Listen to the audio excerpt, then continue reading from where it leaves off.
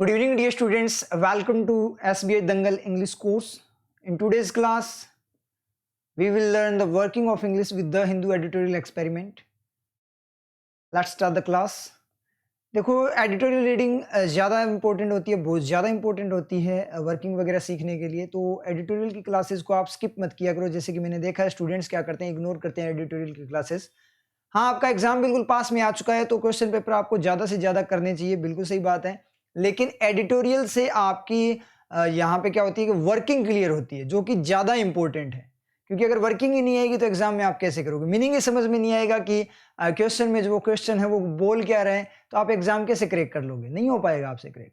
दूसरा जो आपका एडिटोरियल है वो पैराग्राफ जो रीडिंग होती है, जो आपका आरसीज वगैरह वहाँ पे आते हैं, उसमें बहुत ज़्यादा बेनिफिशियल होता है, पूरा का पूरा इसी पे डिपेंड करता है।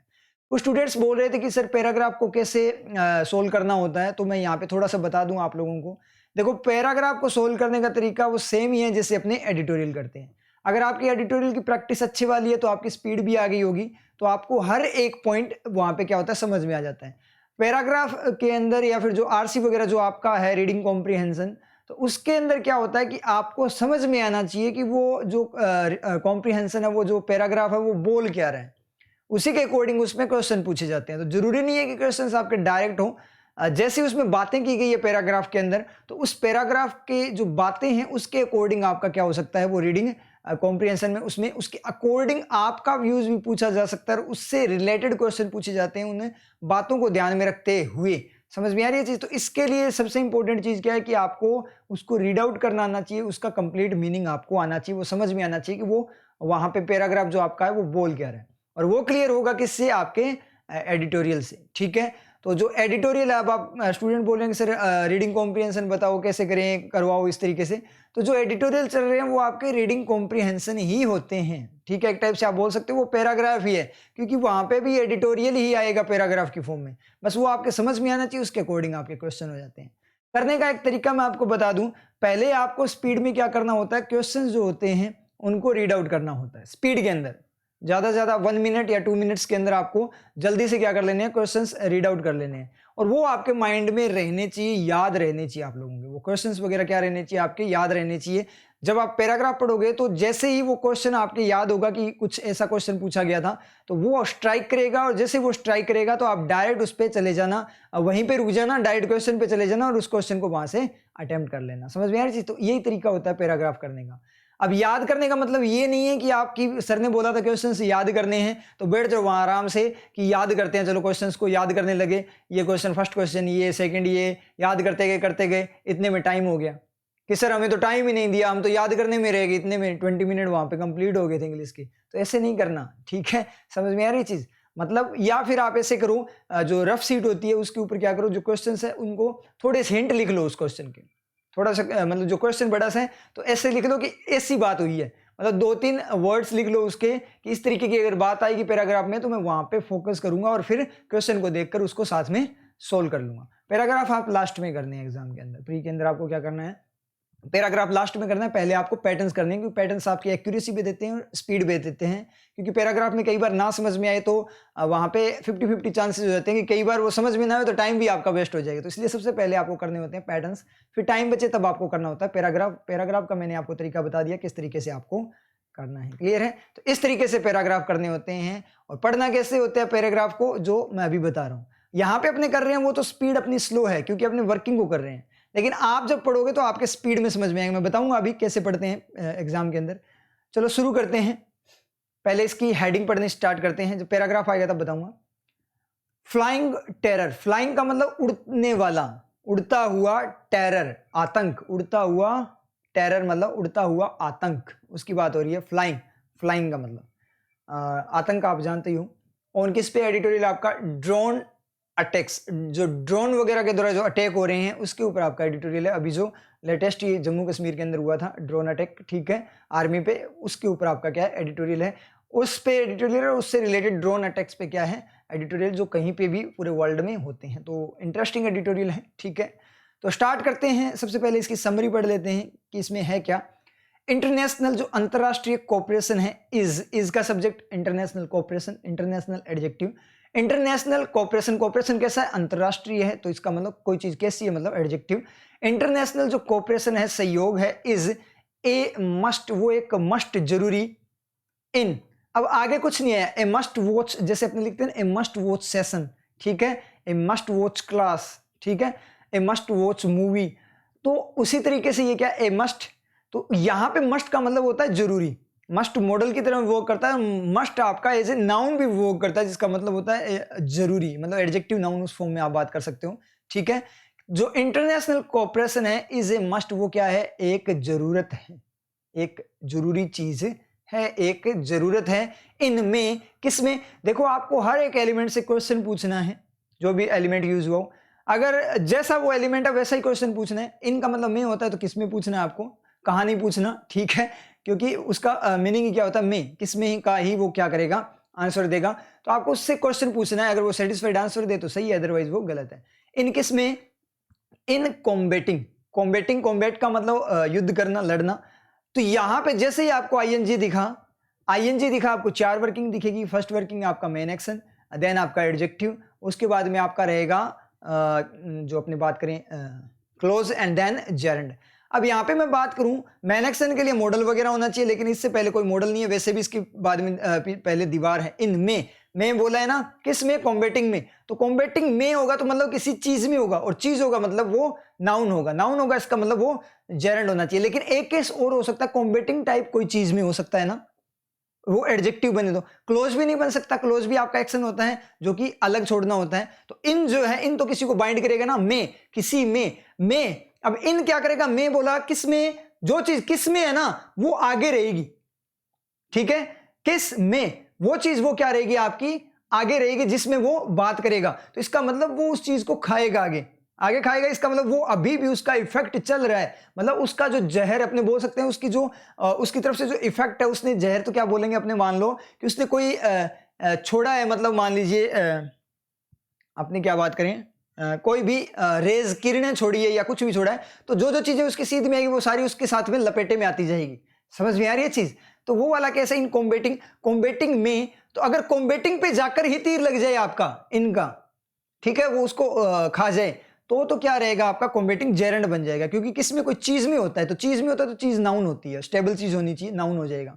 और अगर वो कॉम्बेटिंग उसको क्या करते, पास करते हुए आगे किसी में चले जाए, कॉम्बेटिंग मेन, मतलब अपने बात कॉम्बेटिंग कंट्री, तो कॉम्बेटिंग कंट्री में जो विरोध कर रही है, जो युद्ध कर रही है, उस कंट्री में कुछ हुआ, तो वहां पे वो बात इन किसके लिए हुआ, कंट्री के लिए यूज है, तो बीच में जो कॉम्बेटिंग है उसने क्या किया, उसको पास किया, और जैसे ही वो पास करेगा, तो जो पास करता है वो क्या बन जाता है, एडजेक्टिव बन जाता है, तो वो क्या बन जाएगा आपका, एडजेक्टिव बन जाएगा। अब अपने को नहीं पता ये कॉम्बेटिंग टाइप चीज में कोई जरूरत है या कॉम्बेटिंग में ही जरूरत है। आगे पढ़ते हैं, कॉम्बेटिंग न्यू मोड्स, नए modes of terror attacks, attacks does attack भी हो सकता है, और डू डज अटैक भी हो सकता है एक्शन की फॉर्म में, अटैक्स नाउन भी हो सकता है, मतलब जो बार बार अटैक हो रहे हैं, आक्रमण हो रहे हैं, तो यहाँ पे एक्शन तो होगा नहीं क्योंकि इसका सब्जेक्ट नहीं मिलेगा, डज अटैक होगा, और डज अटैक होगा तो अटैक करता है, क्या अटैक करता है, तो वो चीज आगे भी होनी चाहिए, उसका ऑब्जेक्ट भी होना चाहिए जिसपे तीर लगे, इसका मतलब ये एक्शन है नहीं, और वैसे भी इसका कोई सब्जेक्ट नहीं है पीछे, क्यों नहीं है, क्योंकि जो टेरर है उसको ऑफ खा गया, न्यू मोड्स को अभी देखेंगे अपने, ठीक है, और मस्ट है उसको इज खा गया, और कॉपरेशन ऑलरेडी इज के साथ है। अब यहां देखते हैं, अब इन किसके लिए यूज हुआ है, या तो इन यूज हुआ आपका, क्योंकि टेरर तो एक्स्ट्रा इंफॉर्मेशन में चला गया, ऑफ के साथ उसको ऑफ ले गया।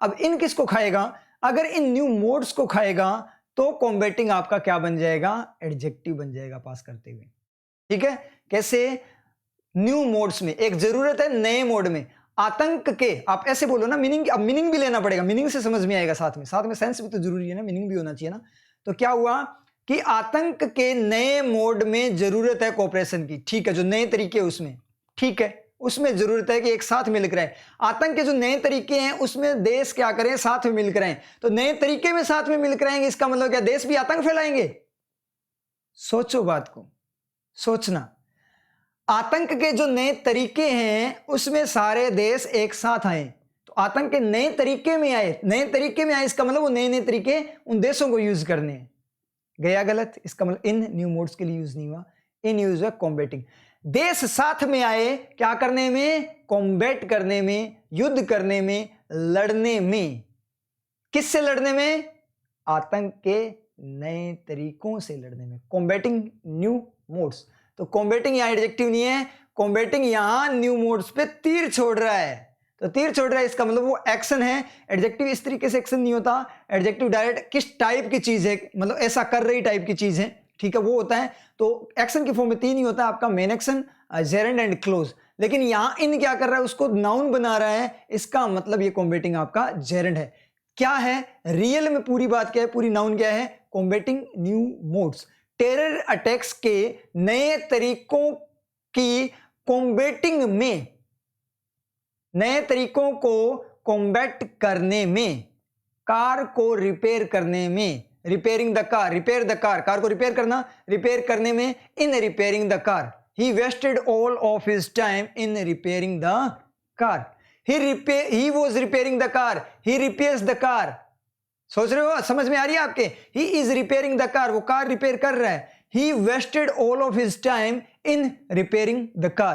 फर्स्ट वाले में he is repairing the car में क्या है आपका जो है मेन एक्शन है रिपेयरिंग, और दूसरे वाले he wasted all of his time in repairing the car, car की जो रिपेयरिंग की एक्टिविटी थी उसमें उसने अपना पूरा टाइम खराब कर दिया। ही is repairing the car, car की रिपेयरिंग की जो एक्टिविटी है वो चल रही है उसके द्वारा, ठीक है, और he wasted all of his time in repairing the car, car की रिपेयरिंग की जो एक्टिविटी थी उसमें जाओगे तो वो चीज बन जाएगी, उसमें उसने अपना पूरा टाइम वेस्ट कर दिया। आई थिंक आपका क्लियर हो गया, ये शानदार वाला एग्जांपल था, आप नोट डाउन करो तो अपनी नोटबुक में नोट डाउन कर लो, क्या he is repairing the car, यहाँ पे मेन एक्शन है रिपेयरिंग, और he wasted all of his time in repairing the car, ठीक है। तो ये आपके क्या हो गया, यहाँ पे ये रिपेयरिंग आपका जेरेंड हो जाएगा, ठीक है। तो ये जेरेंड है, तो यहाँ पे सारे के सारे एलिमेंट सेटिस्फाइड है। एक बार देखें, इंटरनेशनल कोऑपरेशन जो है वो इससे सेटिस्फाइड, इंटरनेशनल उसका एडजेक्टिव है कोऑपरेशन का, ए मस्ट इज डज बी है, तो डज बी है, बी से सेटिस्फाई हो गया, इन जो है वो कॉम्बेटिंग से सेटिस्फाई हो गया, उसको खा गया, कॉम्बेटिंग इन से सेटिस्फाई हो गया,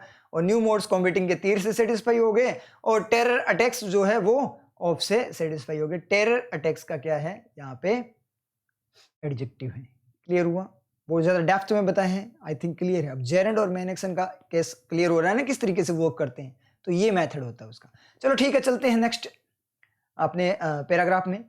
अब मैं आपको बता दूं पैराग्राफ को पढ़ना कैसा होता है एग्जाम के अंदर। अगर आपकी रीडिंग अच्छी है, किसी वर्किंग वगैरह आपकी शानदार है, अगर आपने रेगुलर क्लासेस रखी है एडिटोरियल की, अगर आप एडिटोरियल क्लासेस को बिल्कुल डेप्थ में करते हो, और जैसे मैं करवाता हूं उसके बाद में आप खुद से एडिटोरियल की क्लासेस करते हो, मतलब एडिटोरियल वगैरह करते हो, न्यू एडिटोरियल्स वगैरह जैसे मैं करवाता हूं उसी तरीके से, तो डेफिनेटली आपकी स्पीड बढ़ी हुई है, मैक्सिमम स्टूडेंट्स की स्पीड बढ़ी हुई है। तो प्लीज मुझे एक काम करना, आप लोग अभी लाइव चैट के अंदर मुझे बताओ कि कितने स्टूडेंट्स की स्पीड बढ़ चुकी है एडिटोरियल की रीडिंग में, एडिटोरियल को रीड आउट करने में कितने स्टूडेंट्स की स्पीड बढ़ चुकी है, और मीनिंग भी समझ में आ जाता है, ये चीज मुझे बताओ। तो जल्दी से मुझे कमेंट में, आप लाइव चैट के अंदर कमेंट करो, जल्दी से बताओ।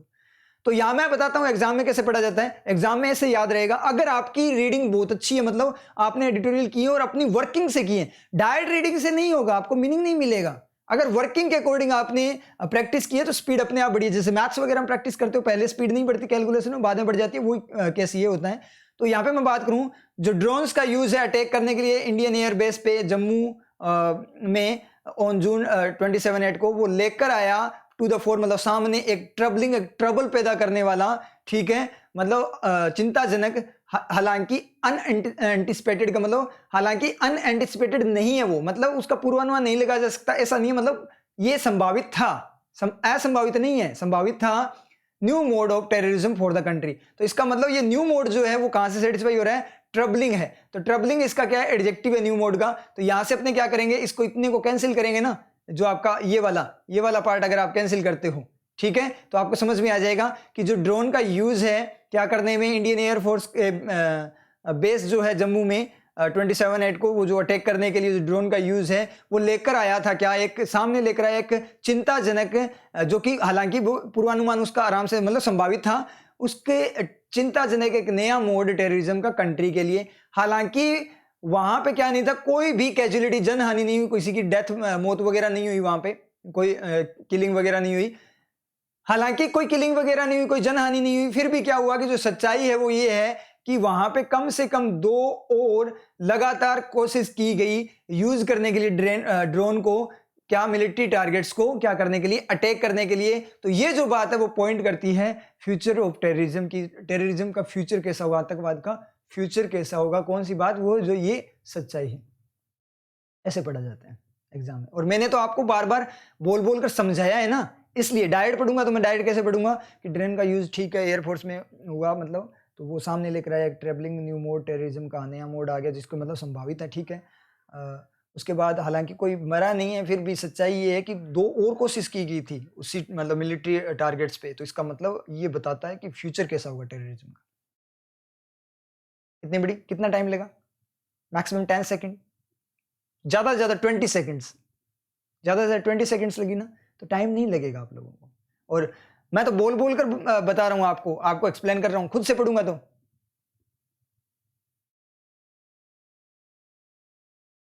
हो गया, पढ़ दिया। समझ में आ रही चीज? प्रैक्टिस कैसे? वर्किंग के साथ। अब इसको करते हैं डिटेल में, ये तो मैंने बताया था आपको, अब डिटेल में करते हैं। शुरू करते हैं द यूज। अब जैसे ही आप यूज देखोगे तो 2 आपके माइंड में आएगी वर्किंग, एक तो यूज आपका एक्शन भी हो सकता है, यूज आपका नाउन भी हो सकता है। लेकिन इसने बोला द यूज, तो एक्शन तो होगा ही नहीं, एक्शन होगा तो मॉडल मांगेगा पहले, ठीक है। हाँ यूज, डू यूज है वो यूज ही रहता है, वो सेम ही मतलब फॉर्मेशन रहती है उसकी, लेकिन डू यूज फिर सब्जेक्ट भी तो होना चाहिए ना, कोई सब्जेक्ट नहीं, इसका मतलब यूज यहाँ पे नाउन है। जो प्रयोग है ऑफ का, किसका? ड्रोन्स, ड्रोन्स का जो प्रयोग है टू अटैक, टू की 2 working, to as a model भी वर्क करता है, टू एज ए प्रीपोजिशन भी वर्क करता है, लेकिन टू अटैक का मतलब यहाँ पे ड्रोन्स का यूज किया गया अटैक करने के लिए। तो ड्रोन के यूज का पर्पज क्या था, उन ड्रोन्स का पर्पज क्या था, तो पर्पज को बताता है आपका मॉडल की फॉर्म में जब वो एक्शन को कनेक्ट करता है। तो जो ड्रोन का आपका यूज है, उस ड्रोन के यूज का पर्पज क्या है? अटैक करना, अटैक करने के लिए। तो drones were to attack, drones क्या थे? अटैक करने के लिए थे। तो 2 सेंटेंस को कनेक्ट किया है, तो मॉडल ऑफ कनेक्शन आया यहाँ पे एक्शन को कनेक्ट करने के लिए।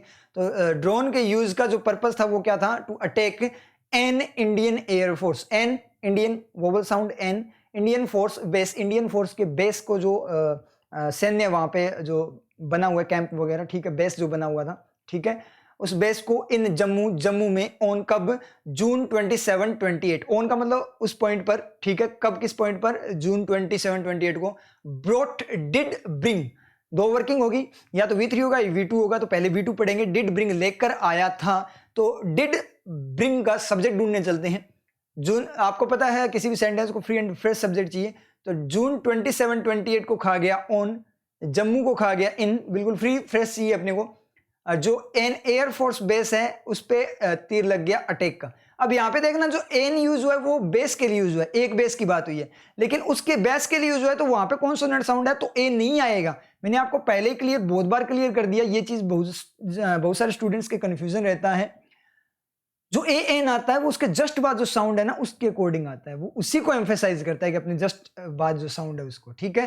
तो वोवल साउंड उसके जस्ट बाद इंडियन है, इसलिए आया बेस के लिए एक, लेकिन उसके लिए तो एक बता रहा है, एन और एक, ए और एन एक ही चीज होती है ना, दोनों एक को ही बताते हैं, बस वो साउंड के लिए होता है, तो है तो एक को ही बता रहा ना, तो साउंड उसके जस्ट बाद आती है, उसके अकॉर्डिंग होता है। और सब्जेक्ट क्या बने? कोई नाउन टाइप की चीज होनी चाहिए। अटैक तो एक्शन है, अटैक आपका नाउन भी होता है, एक्शन भी होता है, तो यहाँ एक्शन है। ड्रोन्स को ऑफ खा गया तो सब्जेक्ट कौन है? यूज। जो ड्रोन्स का ये आपका सब्जेक्ट बन गया द यूज। जो ड्रोन्स का यूज है इंडियन एयरफोर्स के बेस पे जम्मू में 27 28 को अटैक करने के लिए, वो लेकर आया टू द फोर, किसकी तरफ? टू द फोर, फोर का मतलब सामने की तरफ, सामने की तरफ लेकर आया क्या? एक ट्रबलिंग, एक ट्रबलिंग, ट्रबलिंग का मतलब एक ट्रबलिंग को लेकर आया, एक चिंता को लेकर आया। तो ट्रबलिंग का मतलब यहाँ पे ट्रबल होता तो एक चिंता को लेकर, ट्रबलिंग का मतलब चिंता पैदा करने को लेकर आया, तो अजीब सा लगा ना। यहाँ पे आईएनजी दिखते ही आपके माइंड में वर्किंग आएगी 4। फर्स्ट वर्किंग आपकी क्या रहेगी? फर्स्ट वर्किंग रहेगी आपकी as a main action, then आपका adjective, and then close, and then gerund, ठीक है। अब यहाँ पे मेन एक्शन होगा नहीं, कि उसके लिए कोई मॉडल वगैरह चाहिए, पीछे इससे पहले कोई बात करें तो कोई भी मॉडल वगैरह है नहीं, ठीक है, तो इसका मतलब ये मेन एक्शन होगा नहीं। एडजेक्टिव हो सकता है, क्लोज भी नहीं होगा, क्योंकि एक ए यूज हुआ है ना, तो ए का मतलब एक कोई चीज होगी, या तो ट्रबलिंग पे जाएगा, एक ट्रबलिंग होगी तो वो जेरेंड बनेगा, एक चीज नाउन, ठीक है। और अगर वो पास करेगा आगे, एक कोई और चीज है और वो पास करेगा, जैसे ही पास करेगा, पास करते क्या बन जाएगा? एडजेक्टिव बन जाएगा। क्लोज तो ऐसे नहीं होता, क्लोज तो अलग से एक्शन होता है, बिल्कुल अलग से सेंटेंस का पार्ट लिए होता है, तो ये भी अपना क्या हो गया? गलत हो गया। मतलब क्लोज भी गया, तो जेरेंड और आपका क्या बचता है? वो आपका एडजेक्टिव बचता है। चलो ठीक है, देखते हैं आगे। दो हालांकि नॉट अनएंटिसिपेटेड। एंटिसिपेटेड का मतलब जिसका पूर्वानुमान लगाया जा सकता है, जो संभावित हो, अनएंटिसिपेटेड जो असंभावित हो। तो हालांकि नॉट असंभावित नहीं मतलब संभावित था, मतलब जिसका अनुमान था कि ऐसा होगा, श्योर होगा, क्योंकि जैसे अभी पीछे के एक्सपीरियंस की, अपने पास्ट एक्सपीरियंस की बात करें तो हालांकि not unanticipated new mode of, नया जो तरीका है ऑफ टेररिज्म, आतंकवाद का, फॉर द कंट्री, किसके लिए? कंट्री के लिए। बस मुझे यहाँ पे ये बता दो कि जो कंट्री है वो तो फोर से सेटिस्फाई हो गई, और जो आपका टेररिज्म है वो ऑफ से सेटिस्फाई हो गया। ये न्यू मोड कहां से सेटिस्फाई होगा? न्यू मोड कहां से सेटिस्फाई होगा? ये प्लीज जल्दी से बताओ, जल्दी से चैट में आंसर करो, जल्दी जल्दी बताओ। अब मैं बताता हूं आपको इसकी रियल वर्किंग। आपको एक काम करना है, आपको दो नोट अनएंटिसिपेटेड को क्या करना है? डिलीट करना है। अब पढ़ना, टू द फोर सामने लेकर है, ए ट्रबलिंग न्यू मोड, एक ट्रबल पैदा करने वाला नया मोड। मोड कैसा? ट्रबल पैदा करने वाला। समझ में आई चीज? तो मोड खुद ट्रबल पैदा कर रहा है, तो मोड पैदा कर रहा है, इसका मतलब क्या है? उसका एक्टिव एलिमेंट। एक्टिव एलिमेंट तो adjective, active adjective, not passive adjective. Active adjective क्या होता है? Active adjective is ING adjective, not the ED adjective, that is passive adjective. Got it? समझ में आया? तो रियल में ये था। अब ये जो एक्स्ट्रा इंफॉर्मेशन होती है ये बीच में डाल देते हैं। कैसे? एक ट्रबलिंग, चिंताजनक, चिंताजनक जो बात है ना वो वैसे असंभावित नहीं थी, ऐसा मोड। तो ये जो दो नोट एंटिसिपेटेड है, ठीक है, वो क्या यूज हुआ? इस ट्रबलिंग के लिए भी यूज हो सकता है, लेकिन ज्यादा यूज हुआ है किसके लिए? न्यू मोड के लिए, नया जो तरीका, जिसका मतलब आप एक टाइप से ये भी एडजेक्टिव फॉर्म में एक्स्ट्रा इंफॉर्मेशन है, अगर आप समझो तो क्या बोला कि जो ड्रोन्स का यूज है इंडियन एयरफोर्स बेस पे जम्मू में 27/8 को क्या करने के लिए, अटैक करने के लिए जो यूज हुआ, वो यूज लेकर सामने लेकर आया एक चिंताजनक नया तरीका, किसका? टेररिज्म का, कंट्री के लिए, जो कि हालांकि क्या नहीं है? अनएंटिसिपेटेड नहीं, असंभावित नहीं था। असंभावित नहीं था मतलब संभावित, मतलब उसकी संभावना थी। आगे बात करें रफ करके इसको। दो हालांकि बिल्कुल अपोजिट कॉन्ट्रेरी होती है ये दो। अब ये अपोजिट कॉन्ट्रेरी कैसे है कि एक तो चिंताजनक है तो वो चिंताजनक है, लेकिन असंभावित भी नहीं, मतलब चिंताजनक मानते हो लेकिन संभावना भी थी ऐसा कुछ होगा, मतलब ऐसा कुछ होगा, वो ऑलरेडी पता था फिर भी चिंताजनक है। समझ में आ रही है चीज? तो इस तरीके से जब ऑलरेडी पता है फिर चिंता क्या करना? चिंता तो पहले ही होगी। जब ऑलरेडी पता था कि ऐसा होना ही है फिर उसकी क्या चिंता? तो अब चिंताजनक हुआ है, इसका मतलब चिंताजनक पहले से ही पता था, ठीक है, वो ऑलरेडी चल रही थी, मतलब चिंता अब आई है, चिंताजनक बना है, नया तरीका चिंताजनक बना है, इसका मतलब पता था फिर भी वो चिंताजनक है, अपोजिट कॉन्ट्री देता है। शुरू करते हैं। दो हालांकि देयर वर नो कैजुअलिटीज, तो ये वर यूज हुआ है किसके लिए? कैजुअलिटीज के लिए। देयर वाला इस तरीके से बैक रिफ्लेक्शन लेता है। देयर वर नो कैजुअलिटीज मतलब कोई जनहानि नहीं हुई एट द बेस लोकेशन, कहां पे? बेस की लोकेशन पे। द फैक्ट, हालांकि कोई जनहानि नहीं हुई फिर भी द फैक्ट, जो सच्चाई है, तथ्य है, दैट की तरह पढ़ेंगे कि दैट की तीन वर्किंग होती है, की जो वह, तो फर्स्ट वर्किंग पढ़ेंगे अपने की देयर वर 8 लिस्ट, वहां पे कम से कम 2 मोर, दो और, मोर यहाँ पे कंपैरिजन नहीं बता रहा, मोर का मतलब यहाँ पे और ज्यादा बोलता है, मोर सब्सिक्वेंट अटेम्प्ट, सब्सिक्वेंट लगातार अटेम्प्ट्स, कोशिशें थी, ठीक है। अब यहां पे अगर अपने बात करें तो अटेम्प्ट से डज अटेम्प्ट भी दिखेगा आपको, और अटेम्प्ट से नाउन भी होता है, आपका एक्शन दोनों में होता है, लेकिन यहां बोले दो मोर सब्सिक्वेंट एडजेक्टिव है, तो दो अटेम्प्ट्स की बात करें, दो अटेम्प्ट्स मतलब दो चीजें, मतलब नाउन है कि दो अटेम्प्ट्स थे टू यूज, क्या करने के लिए? यूज करने के लिए। उन अटेम्प्ट्स की कोशिश का पर्पस क्या था? यूज करना, use drones to attack, drones को, ड्रोन्स का पर्पस क्या था? टू अटैक, अटैक करने के लिए मिलिट्री टारगेट्स, मिलिट्री के टारगेट्स को, points to the future of terrorism, वो पॉइंट करता है किसकी तरफ है? फ्यूचर ऑफ टेररिज्म की, मतलब फ्यूचर बताता है टेररिज्म का कैसा होगा, ठीक है। तो यहां पे to attack military targets points, military के टारगेट्स पॉइंट्स पर फ्यूचर की तरफ, इसका कोई मीनिंग आ रहा है क्या? इसका कोई मीनिंग नहीं आ रहा। तो यहां पे अगर अपने बात करें, ये टारगेट्स, डज टारगेट है या टारगेट्स आपका नाउन है, तो यहां पे बात करें अटैक करना है मिलिट्री पे, तो मिलिट्री पे वो टारगेट करता है पॉइंट्स को, पॉइंट्स को टारगेट करता है, तो फ्यूचर की तरफ जो पॉइंट्स है उनको टारगेट करता है, फ्यूचर की तरफ पॉइंट है उनको टारगेट करेगा क्या? कोई मतलब नहीं है। मतलब तो यहाँ पे अगर एक बार अगर अपने देखें ये डज टारगेट होगा, इसका सब्जेक्ट ढूंढने चलते हैं एक बार, फिर पता लग जाएगा। तो मिलिट्री को अटैक का तीर लग गया, ड्रोन्स को यूज का तीर लग गया, अटेम्प्ट्स जो है आपके एटलिस्ट वाले वो वर्क के साथ चले गए, ठीक है, देयर वर्क का सब्जेक्ट बन गया। तो फैक्ट यहाँ पे फ्री बचा हुआ था, तो फैक्ट को भी सब्जेक्ट देना है ना, सेंटेंस देना है, तो फैक्ट को सेंटेंस देना है, इसका मतलब आगे सेंटेंस तो आना चाहिए। अगर टारगेट्स को मैं क्या करता हूँ, सेंटेंस बनाता, सब्जेक्ट सेंटेंस बनाता हूँ डज टारगेट, तो देखना फैक्ट कैसे बोलेगा कि जो सच्चाई है वो टारगेट करती है फ्यूचर की तरफ टेररिज्म के पॉइंट्स को, मतलब उस पर टारगेट करती है पॉइंट्स पे। एक बार और देखना, अटैक करना है मिलिट्री पे, तो कंप्लीट मिलिट्री पे या मिलिट्री के जो टारगेट है उन पे अटैक करना है। कंप्लीट मिलिट्री पे ड्रोन से अटैक हो रहा है या फिर मिलिट्री जो उन्होंने टारगेट बना रखे हैं इस बेस पे, इस बेस पे। तो टारगेट्स यहाँ पे क्या, नाउन। एक बार पॉइंट्स को आप है ना एक्शन की फॉर्म में लेना, डज पॉइंट।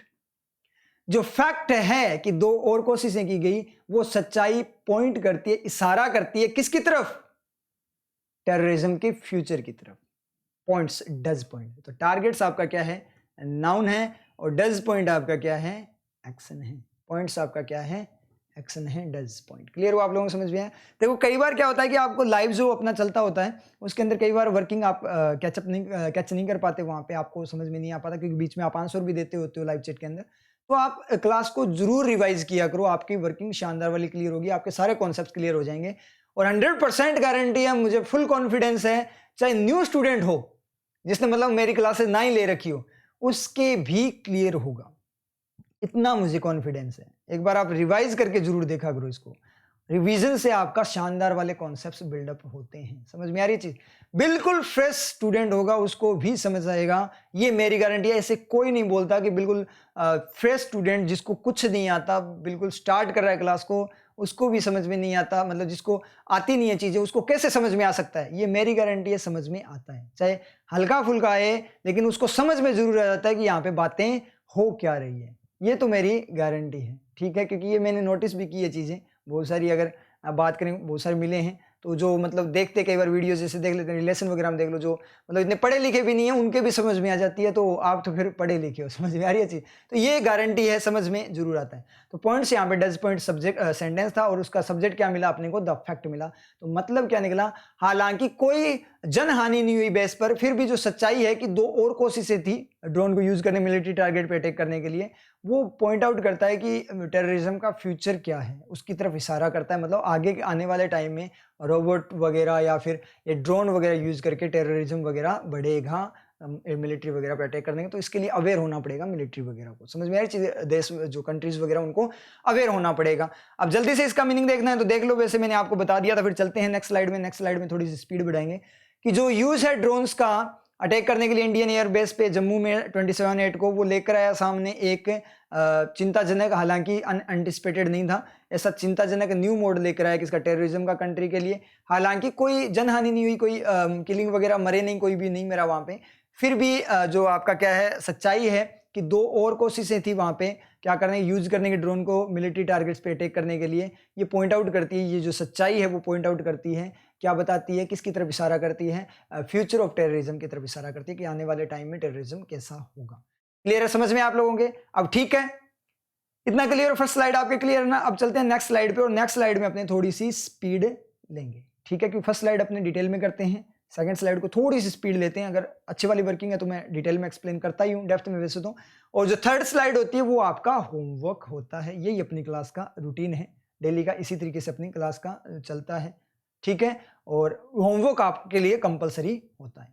क्लियर है, समझ में आया? चलते हैं नेक्स्ट स्लाइड पे। अब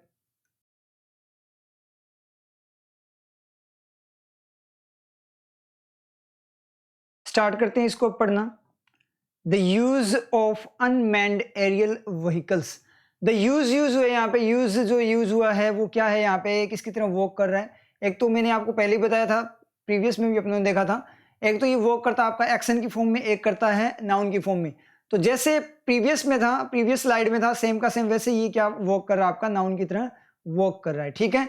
the use of unmanned aerial vehicle, unmanned का मतलब मानव रहित जो एरियल व्हीकल्स है उनका जो यूज है, यानी उनको शॉर्ट में बोले तो यूएवी, ऑटोनोमस वेपन्स, जो यूज है किसका, ऑटोनोमस वेपन्स, जो स्वचालित जो वेपन सिस्टम्स हैं, एंड रोबोटिक सोल्जर्स, और जो आपके क्या है रोबोटिक सोल्जर्स है। तो एंड का रिफ्लेक्शन कहाँ से जा रहा है, ऑफ के बाद से। तो किस किस का यूज है, अनमैन्ड एरियल व्हीकल्स यूएवी का, ऑटोनोमस वेपन सिस्टम्स का, एंड रोबोटिक सोल्जर्स का।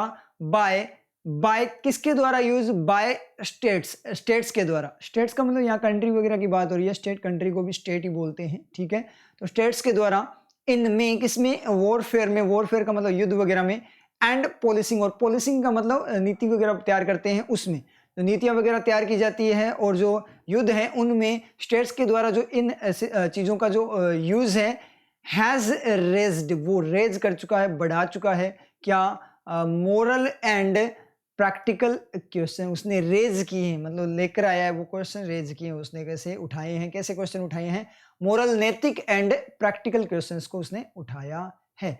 हैज का सब्जेक्ट ढूंढने चले यहाँ पे, तो एंड जो आपका है उसका रिफ्लेक्शन यहाँ से देखें तो ये वॉरफेयर के बाद में, तो मतलब वॉरफेयर से पहले इनके बाद में है। तो वॉरफेयर एंड पॉलिसिंग दोनों को कौन खा गया, इन खा गया। स्टेट्स को कौन खा गया, आपका बाय खा गया, ठीक है। उसके बाद robotic soldiers, weapon systems and UAVs वगैरह को ऑफ खा गया, ठीक है, कंबाइन करके। तो यहाँ पे जो सब्जेक्ट बनता है वो यूज है, जो कि सिंगुलर है, तो यहाँ पे हैज आएगा, हैव नहीं आएगा, बिल्कुल सही है। तो यूज है जो unmanned UAV, autonomous weapon system and robotic soldiers by states के द्वारा वॉरफेयर एंड पॉलिसिंग में, पॉलिसी वगैरह तैयार करने में, हैज रेज्ड मोरल और प्रैक्टिकल क्वेश्चंस उसने रेज किए हैं। पॉलिसिंग यहाँ पे क्या है, इन पॉलिसिंग होगा ना, इसका मतलब पॉलिसिंग यहाँ पे जेरेंड है, मतलब पॉलिसी तैयार करने की एक्टिविटी में, ठीक है। तो ये आपका जेरेंड है।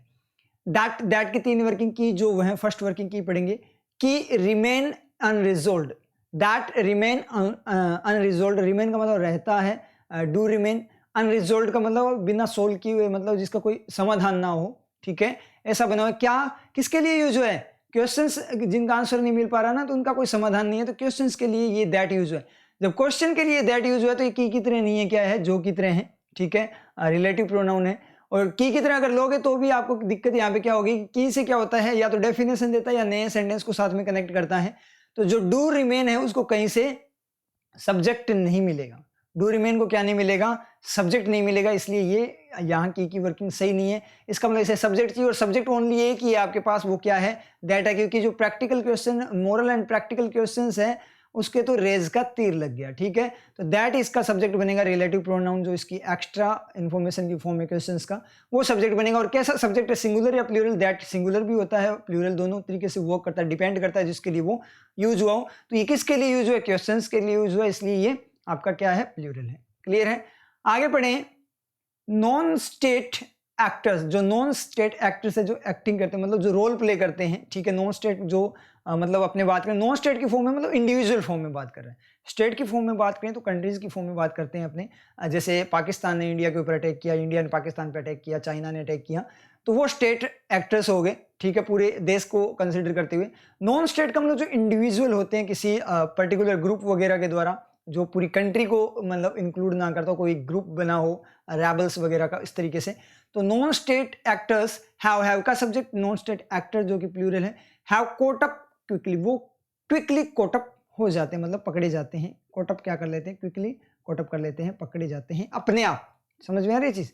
तो आप बोलोगे सर वो पकड़े जाते हैं तो हैव बीन कोट अप होना चाहिए था ना, ऐसा कुछ नहीं होता, वो डिपेंड करता है आप बात कैसे कर रहे हो। जब एक्शन करने वाला खुद ही उसका मतलब जो एलिमेंट जो एक्शन कर रहा है वो ही खुद उसका मतलब तीर खा रहा हो, जो तीर छोड़ रहा है उसी पे तीर लग रहा हो। जैसे अपने बात करें पॉपुलेशन विल इंक्रीज, तो पॉपुलेशन विल इंक्रीज का मतलब इंक्रीज होगी, तो विल बी इंक्रीज्ड नहीं है कि इंक्रीज होगी तो विल बी इंक्रीज्ड आना चाहिए, लेकिन विल इंक्रीज क्यों आता है फिर, क्योंकि पॉपुलेशन जब बी इंक्रीज्ड होता है इसका मतलब तो क्या होता है कि एक तो क्या होता है कि वो उसी फॉर्म में ऑलरेडी हो, या फिर ये होता है किसी के द्वारा उसके ऊपर एक्शन अप्लाई करके उसको इंक्रीज किया जाए किसी फैक्टर वगैरह के द्वारा।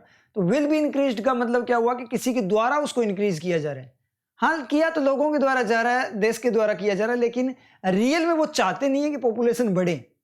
वो अपने आप क्या हो रही है, सिचुएशन ऐसी बनी है, एनवायरनमेंट ऐसा बना हुआ है कि वो पॉपुलेशन बढ़ती जा रही है, क्योंकि अब जब इतनी ज़्यादा पॉपुलेशन है तो उसके बाद में पॉपुलेशन तो और बढ़ेगी बढ़ेगी, ठीक है। तो यहाँ पे उस तरीके से बात करें तो वो पॉपुलेशन क्या हुई है, मतलब गवर्नमेंट कोशिश करिए पॉपुलेशन इतनी ज़्यादा ना बढ़े या अर्थव्यवस्था इतनी खराब ना हो, इकोनॉमी विल राइज इस तरीके से, ठीक है, या डाउन होती है विल डिक्रीज, तो कोई नहीं चाहता कि इकोनॉमी डिक्रीज हो, तो वो मतलब पॉपुलेशन वगैरह वो चाहते तो कम रखना है उसको, लेकिन वो क्या है कि अपने आप क्या हो रही है, फैक्ट्री ऐसे बन गए कि वो अपने आप क्या हो रही है, इंक्रीज होती ही जा रही है, काबू में आ ही नहीं रही, ठीक है। जैसे कुछ कंट्रीज जहाँ पे पॉपुलेशन कम है तो वो पॉपुलेशन इंक्रीज करने के लिए लोगों को क्या करती है, मोटिवेट करती है कि आप ज़्यादा से ज़्यादा पॉपुलेशन आप बढ़ाओ, तो वहाँ पे विल बी इंक्रीज्ड आपका होगा, ठीक है। तो वो डिपेंड करता है, बात कैसे बोल, विल बी इंक्रीज्ड है इसका मतलब उस कंट्री का, उस ग्रुप का क्या है, इंटेंशन है, ठीक है, खुद वो चाहता है ऐसा करना, उस चीज़ को वो बढ़ा रहे हैं, वो इम्पैक्ट तीर उस पर छोड़ रहे हैं। अपने आप जब चीज़ें कोई भी इफेक्ट होता है, कोई एक्शन होता है तो अपने आप अप्लाई होता है, जो करता है उसी पे अप्लाई हो अपने आप ही, तो वो आपका एक्टिव फॉर्म में आता है, क्योंकि उसके ऊपर कर भी वो ही रहा है, मतलब अपने आप हो रही है चीज़, उसी मतलब उसका जो रीज़न है, जो एजेंट है, जो कर रहा है वो खुद ही है वो। तो यहाँ पे अपने बात करें एक्टर्स है, वो अपने आप पकड़े जा रहे हैं क्विकली, बहुत स्पीड में पकड़े कैसे जाते हैं, तो कोई चीज़ कैसे हो रही है तो आपकी क्या होती है, एडवर्ब, कोई चीज़ कैसी है एडजेक्टिव, और कोई चीज़ कैसे हो रही है एक्शन तो एडवर्ब, कोई चीज़ कैसी है और कैसी कैसी है तो एडवर्ब, क्यों, क्वालिटी ऑफ क्वालिटी आपकी एडवर्ब रहती है। ये चीज़ें मैं आपको बहुत बार बता चुका हूँ। तो वो क्या है, अपने आप पकड़े जा रहे हैं, मतलब उनकी हरकतें ऐसी है, इस तरीके से यही बात कर रहे हैं। आगे बात करें, इन 2018 2018 में सीरियन रेबल्स, ये आपको बहुत सारी जगह मिलेंगे, ये सेंटेंस आपको मिलते हैं ना, मतलब लगता है ऐसे कि पैसिव होना चाहिए लेकिन होता है एक्टिव फॉर्म में है, तो वहां पे एक ही सिचुएशन होती है कि वो करने वाला सेम हो और उसी पे वापस से अप्लाई हो, मतलब फैक्टर जो उसका है, रियल में जो रीजन है वो खुद ही होना चाहिए उस जो एक्टिविटी हो रही है उसका। इन 2018 सीरियन रेबल्स, रेबल्स का मतलब क्या होता है, जो विद्रोही थे, ठीक है। यूज्ड, डिड यूज, दो वर्किंग होती है, V3 या V2, पहले V2 पढ़ेंगे, वो V2 फेल होती है तो V3 पे जाते हैं। डिड यूज, उन्होंने यूज किया, होम मेड, घर पे बने हुए ड्रोन्स, ड्रोन कैसे थे, घर पे बनाए गए, ड्रोन खुद थोड़ी बना रहा है, होम मेकिंग थोड़ी है। जैसे मान लीजिए किसी भी चीज के लिए अपने होम मेकिंग भी बोलते हैं ना, होम मेकिंग अपने बात करें, home making method, home making method, इस चीज का होम मेकिंग मेथड क्या है, मतलब घर पे बनाने वाला मेथड, मेथड खुद क्या करेगा, उसको बनाएगा, तो होम मेकिंग मेथड, ठीक है। होम मेड का मतलब क्या है कि वो घर पे बनाई गई है, तो घर पे किसी और ने बनाया, बनाने का तीर किसी ने छोड़ा और उस पे क्या हुआ है, तीर लगा है, तो वो पैसिव एलिमेंट। तो ड्रोन से वो बना नहीं रहे, वो बन रहे हैं, किसी के द्वारा बनाए गए हैं घर पे, तो बनाए गए हैं, इसका मतलब उस पर बनाने का तीर लगा, इसलिए पैसिव एलिमेंट, इसलिए ईडी आपका एडजेक्टिव आएगा। अगर अपने बात करें टेरिफाइंग ड्रोन्स, तो टेरिफाइंग ड्रोन्स का मतलब टेरिफाई करने वाले ड्रोन्स आपके हो जाएंगे, समझ में आ रही है चीज। होम मेकिंग, जैसे होम मेकिंग कोई भी चीज, होम मेकिंग पर्सन, कोई पर्सन है जो घर पे ही बनाता रहता है कोई भी चीज, तो इस तरीके से अपना हो जाएगा, तब वो एक्टिव है, इसलिए एक्टिव आपका एडजेक्टिव आता है। तो Syrian rebels used homemade drones, homemade drones use किए, घर पे बनाए गए ड्रोन्स यूज किए, टू अटैक, क्या करने के लिए, अटैक करने के लिए। पर्पस क्या था ड्रोन्स का, टू अटैक रशियन मिलिट्री। तो टू की दो वर्किंग, मॉडल एंड प्रीपोजिशन, यहाँ पे मॉडल है, ठीक है, पर्पस को बता रहा है। अपने थोड़ी स्पीड, हल्की सी स्पीड ज्यादा है, ठीक है, पिछले कंपेरिजन के ऊपर स्लाइड को अपने ज्यादा डिटेल में करते हैं। To attack Russian military bases, क्या करने के लिए, जो अटैक करने के लिए Russian military bases in Syria, Syria में रशियन मिलिट्री जो बेसेस हैं उन पर अटैक करने के लिए सीरियन रेबल्स ने 2018 में यूज किए थे होम मेड ड्रोन्स, ये इसने यहाँ पे बात बोली है। लेटर, बाद में, द सेम ईयर, उसी साल, वेनेजुएला का प्रेसिडेंट जो है निकोलस मैडुरो नाम है उनका, हैड की दो वर्किंग होती है, हैड आपका देखो, हैड मतलब डिड हैव है, तो हैव यहाँ पे रियल में ये डिड हैव है, तो हैव यहाँ पे आपका दो वर्किंग लेकर आता है, एक तो एलिमेंट ऑफ परफेक्शन हो सकता है और मेन एक्शन हो सकता है। अगर एलिमेंट ऑफ परफेक्शन होगा तो उसके बाद में कोई एक्शन होगा जिसको वो V3 फॉर्म में रखे हुए होगा, उसको कन्वर्टेड फॉर्म में रखे हुए होगा। अगर नहीं होगा उसके बाद में कोई भी मतलब अपने बात करें एक्शन, तो इसका मतलब वो खुद ही मेन एक्शन है। तो हैड ए नैरो एस्केप, उसके बाद में क्या है आपके, इसके बाद में क्या चीज है, इसके बाद में नाउन है, इसका मतलब ये क्या है, इसके बाद में कोई एक्शन नहीं है, इसका मतलब हैड ए नैरो एस्केप, मतलब उसके पास एक नैरो एस्केप था, एस्केप का मतलब बचाव था। अब आप बोलोगे सर एस्केप जो होता है वो एक्शन होता है ना, तो एस्केप एक्शन भी होता है और नाउन भी होता है, जैसे इंक्रीज एक्शन भी होता है, नाउन भी होता है, ये चीज़ें कैसे पता लगेगी? ये चीज़ें जैसे आप अपने सामने देखोगे, एडिटोरियल वगैरह पढ़ोगे, तब आपको पता लगेगा। अच्छा एस्केप, किसी को नहीं पता तो अब पता लग गया, अब आगे से पता रहना चाहिए ना, क्योंकि आप जब पैदा हुए थे उसी टाइम पे तो नहीं सीख के आए थे ना सारी की सारी चीज़ें। चीज़ें तो जब आप फेस करोगे तभी आप सीखोगे, एक्सपीरियंस करोगे तभी चीज़ों को सीखोगे। डायरेक्ट कोई सीख कर नहीं आता सारी चीज़ें, समझ में आ रही चीज़? तो अब तक नहीं पता था एस्केप नाउन भी होता है तो कोई दिक्कत नहीं, लेकिन अब पता लग गया ना। यूज नाउन होता है, नहीं पता था तो अब पता लग गया ना, तो आगे से दिक्कत नहीं होनी चाहिए। इसलिए प्रैक्टिस ज़्यादा ज़रूरी होती है, इसलिए एडिटोरियल वगैरह आपको पढ़ने होते हैं ताकि आपको पता लगे कि यहाँ पे क्या क्या वर्किंग हो सकती है, मतलब जो एक वोकेब है वो किस किस तरीके से यूज हो सकती है। तो इन्हीं चीज़ों से आपको पता लगेगा जितनी ज़्यादा आपकी प्रैक्टिस होगी। डायरेक्ट नहीं आएगा कुछ भी, रूल्स वगैरह रटने से भी नहीं आएगा, ठीक है, प्रैक्टिस करनी पड़ेगी आपको। तो हेड एंड नैरो एस्केप, तो यहाँ पे देखो ये एरर में आ जाता तो आप क्या बोलते हैं कि सर ये एस्केप्ड होना चाहिए था, हम तो एरर यहाँ पे ऐसे करते हैं। हाँ, बहुत सारे स्टूडेंट ऐसे कर देते हैं कि head a narrow escape, escape action, head लगाया है तो हेड के बाद में तो V3 आती है इसलिए एस्केप्ड होना चाहिए, यहाँ एरर है। ऐसा कुछ नहीं है, इसने बोला ए नैरो एस्केप। नैरो क्या है? एडजेक्टिव है ना, ये आगे पास करके एस्केप पे डाल देगा और उसके बाद में आफ्टर जो कि बिल्कुल इंडिविजुअल कर गया बात को। तो ए का इंपैक्ट लास्ट में जाकर किस पे पड़ा? एस्केप। इसका मतलब क्या निकला? जो ए है वो एस्केप को बता रहा है, एस्केप बचाओ, मतलब नाउन है यहाँ पे।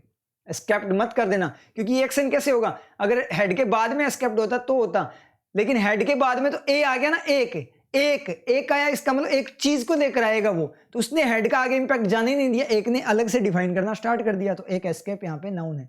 तो स्टूडेंट्स इसको गलत करके आ सकते हैं कि एस्केप्ड होना चाहिए, देखते नहीं है कि चल हो कैसे रहा है, वर्किंग नहीं पता कि वर्किंग करती कैसे है, एलिमेंट्स वर्क कैसे करते हैं, ये नहीं पता, सेंटेंस की वर्किंग क्या होती है ये नहीं पता, और डायरेक्ट देखा कि हेड के बाद में V3 आने से, किसने बोला भाई?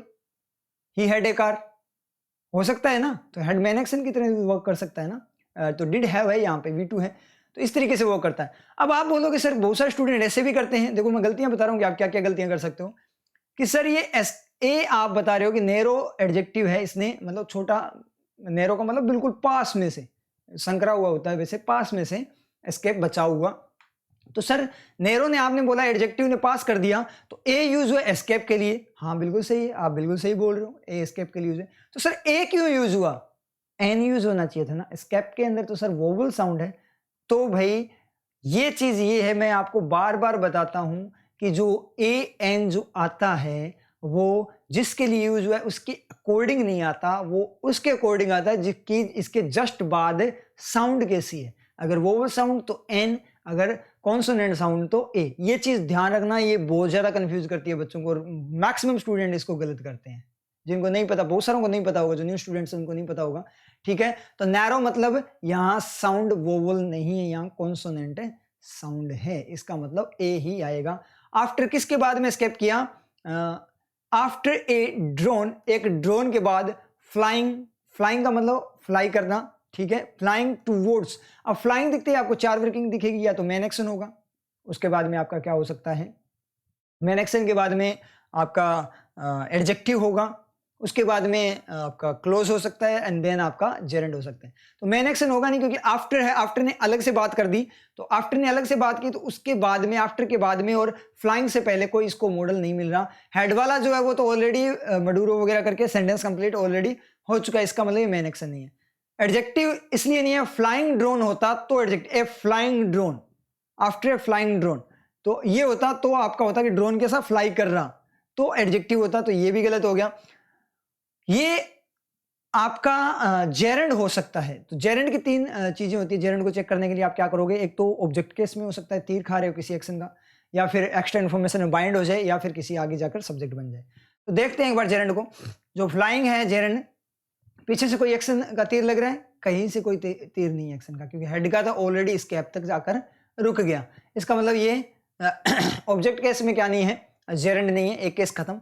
दूसरा, इसको किसी एक्स्ट्रा इन्फॉर्मेशन ने बाइंड किया, फॉर वगैरह, इन वगैरह किसी ने प्रीपोजिशन ने बाइंड किया है, इससे पहले है क्या कुछ, किसी ने इसको बाइंड नहीं किया, तो इसका मतलब ये भी गलत, ठीक है।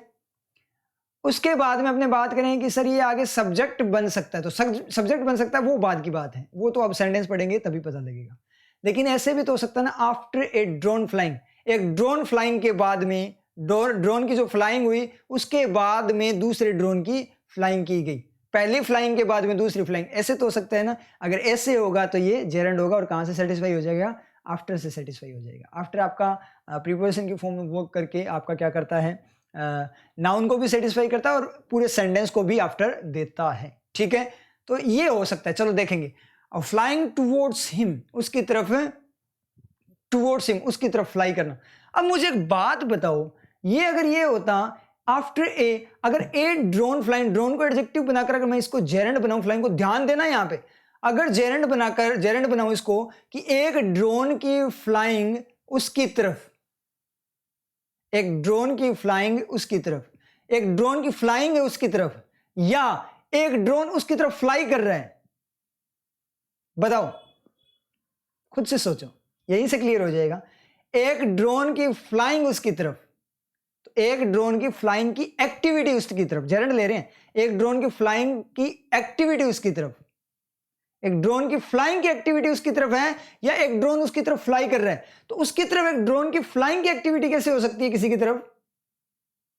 फ्लाइंग की एक्टिविटी थोड़ी हो सकती है किसी की तरफ, मतलब एक ड्रोन है उसकी तरफ फ्लाई करता हुआ, तो ड्रोन फ्लाई करता हुआ, इसका मतलब करता हुआ मतलब आपका क्लोज, एक्स्ट्रा एक्शन किसका? ड्रोन का। फिर भी समझ में नहीं आया तो सेंटेंस कंप्लीट पढ़ लेते हैं। टूवर्ड्स हिम उसकी तरफ। अब टू एंड टूवर्ड्स में क्या डिफरेंस होता है, ये भी स्टूडेंट्स को डाउट होता है। टू फाइनल डेस्टिनेशन बताता है और टूवर्ड्स डायरेक्शन को बताता है।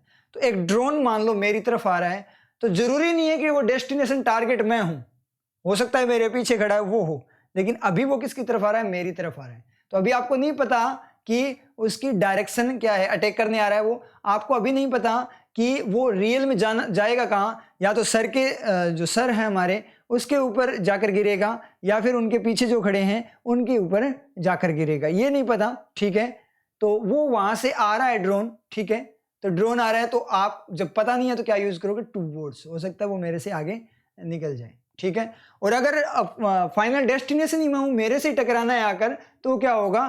टू होगा।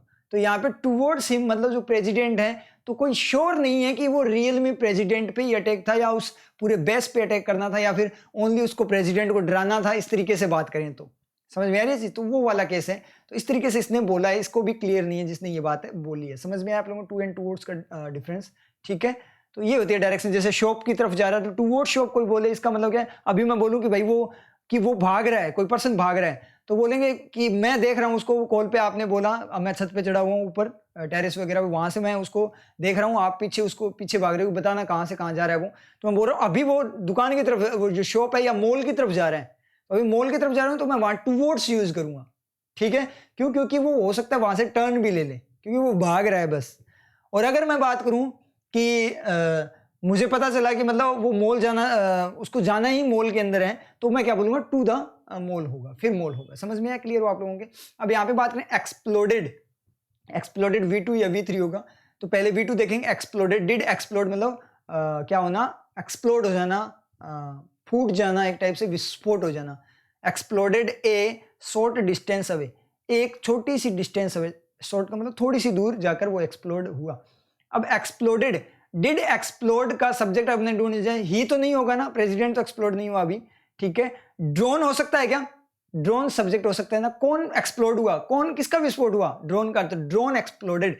तो अब पता लगा कि डिड एक्सप्लोड का जो सब्जेक्ट है वो कौन है? वो ड्रोन है। तो after a drone exploded, flying towards him को हटा दो। After a drone exploded, flying तो एक्सप्लोड नहीं होगी ना, अगर फ्लाइंग को मैं सब्जेक्ट बनाऊं, ठीक है, जेरेंट बनाकर, तो फ्लाइंग तो एक्सप्लोड नहीं होगी। उड़ान तो विस्फोट नहीं होगा, उड़ान विस्फोट नहीं होता, उड़ान का, उस विमान का या उस ड्रोन का क्या होता है? विस्फोट होता है। तो विस्फोट किसका हुआ? ड्रोन का हुआ। तो सब्जेक्ट मिला ड्रोन, तो ड्रोन जैसे सब्जेक्ट मिला तो फ्लाइंग को आगे कोई सेंटेंस भी नहीं मिला। ठीक है, फ्लाइंग को कोई सेंटेंस नहीं मिला, तो मतलब क्योंकि आपको थोड़ा मीनिंग भी लेना है ना साथ साथ, कि बात क्या कर रहा है, वो तो जरूरी है ना कि बोल क्या रहा है। तो फ्लाइंग को कोई सेंटेंस नहीं मिला आगे, इसलिए ये जेरेंट सेंटेंस केस में नहीं है। और जिस तरीके से अपने ने सोचा था कि एक ड्रोन फ्लाइंग के बाद, तो जैसे ड्रोन फ्लाइंग करोगे, ड्रोन की फ्लाइंग, तो ड्रोन वहां पे पॉजेसिव फॉर्म में एडजेक्टिव बन जाएगा, फिर से सब्जेक्ट एक्सप्लोड का कौन बनेगा? अगर उस तरीके से जेरेंट ले तो फ्लाइंग ही बनेगा दोबारा से, और फ्लाइंग बन नहीं सकता क्योंकि फ्लाइंग जो उड़ान है उसका विस्फोट नहीं होता, विस्फोट ड्रोन का होता है। ये पता लग गया कि सब्जेक्ट ये है, तो ये बीच वाला जो पार्ट है ना वो थोड़ा सेपरेट हो गया। फ्लाइंग वाला सेपरेट हो गया, ड्रोन से सेपरेट हो गया, तो ड्रोन की फ्लाइंग की बात नहीं कर रहा। तो इसका मतलब क्या है, एक ड्रोन का विस्फोट हुआ जो कि फ्लाई कर रहा था उसकी तरफ, विच वॉज फ्लाइंग।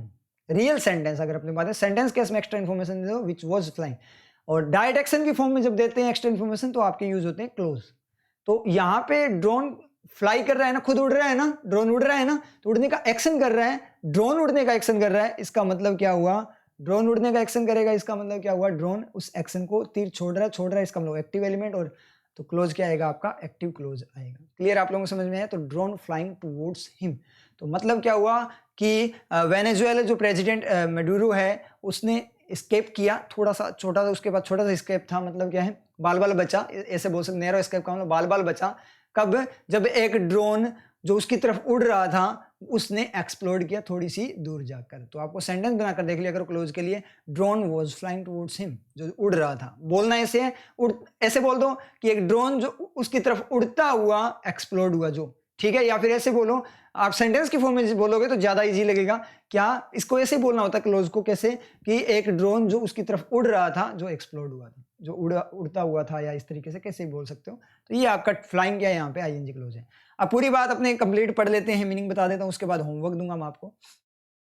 जो यूज है अनमेन्ड एरियल व्हीकल्स और weapon system, robotic soldier states के द्वारा वारफेयर एंड पॉलिसी में, उसने क्वेश्चन उठाया है जो कि अनरिजोल्व है, जिसका कोई समाधान नहीं है, मोरल फॉर्म में और प्रैक्टिकल फॉर्म में आया है। नॉन स्टेट जो एक्टर्स होते हैं, जो मतलब कंट्री को नहीं बताते, जो इंडिविजुअल ग्रुप वगैरह को बताते हैं, वो इजीली पकड़े जाते हैं। जैसे 2018 में अपने बात करें तो सीरियन रेबल्स जो एक ग्रुप था, मतलब पूरी कंट्री नहीं थी, कंट्री में कोई एक ग्रुप बना हुआ था लोगों का, ठीक है, सीरियन रेबल्स, उन्होंने होममेड ड्रोन्स यूज किए थे रशियन मिलिट्री बेसेस जो थे सीरिया में उस पे। और बाद में सेम ही ईयर पे क्या हुआ, वेनेजुएलन प्रेसिडेंट निकोलस मेडुरो है, उसने थोड़ा हल्का सा इसके मतलब बाल बाल बचा, वो किसके बाद है, जब एक ड्रोन उसकी तरफ जो उड़ता हुआ जो ड्रोन था जो एक्सप्लोड हुआ थोड़ी सी दूर, ठीक है, तब वो बाल बाल बचा था। ये बात इसने बोली है। क्लियर है। चलते हैं नेक्स्ट स्लाइड पे, जल्दी से होमवर्क नोट कर लो। यहाँ पे क्या बताओगे आप, एक तो ये बॉम्बिंग बता देना मुझे कि ये क्या है, इसकी क्या वर्किंग है। यूजिंग की वर्किंग बताओगे आप, कमेंट सेक्शन में बताने आप लोगों ने, ठीक है। पीडीएफ आपको मिल जाएगी क्लास के बाद में। मैं पिछली जो क्लासेस थी उसमें भूल गया था, थोड़ा याद नहीं रहा था, बना नहीं पाया था, मुझे टाइम नहीं मिला था। अब की बार आपको बैक टू बैक मिल जाएगी, ठीक है, आज ही मिल जाएगी आपको क्लास के जस्ट बाद में, ठीक है। तो वहाँ से होमवर्क कर लेना।